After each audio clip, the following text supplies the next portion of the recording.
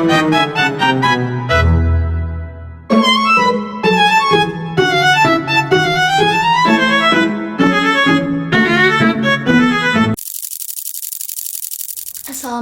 warahmatullahi wabarakatuh.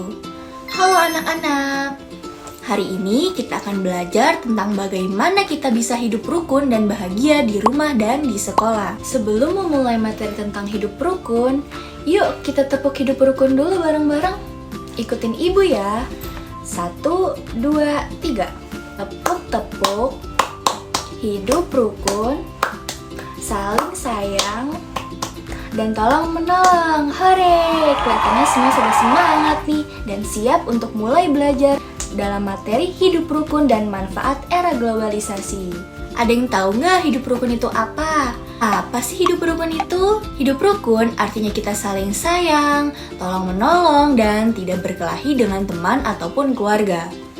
Setiap anak punya hak dan kewajiban loh. Hak itu seperti hak mendapat kasih sayang, hak belajar, dan hak bermain. Tapi kita juga punya kewajiban, misalnya membantu orang tua di rumah dan mengikuti peraturan yang di sekolah. Di era globalisasi sekarang, kita bisa belajar dan bermain dengan teman-teman dari mana saja loh, dengan menggunakan yang namanya teknologi. Misalnya, kita bisa mengikuti kuis atau video belajar interaktif yang membuat belajar jadi lebih seru dan bermakna. Sekarang kita akan praktek bagaimana agar kalian mengerti tentang hidup rukun dan hak kewajiban. Di layar kalian lihat gambar rumah dan sekolah.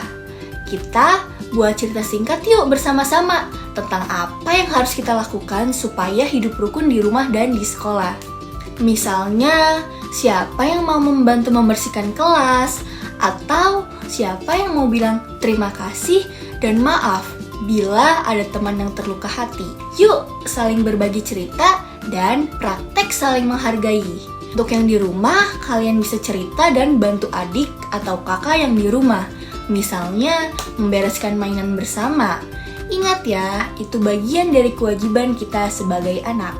Nah anak-anak, dalam menggunakan teknologi di era globalisasi ini, sekarang kita akan bermain peran yuk. Kalian akan dibagi menjadi beberapa kelompok kecil, lalu ceritakan apa yang kalian lakukan supaya hidup rukun di kelas dan di rumah. Kalian juga boleh membuat video singkat menggunakan HP atau tablet, lalu kita tonton bersama ya. Selain itu, di rumah kalian juga bisa praktek membantu orang tua dan merawat adik.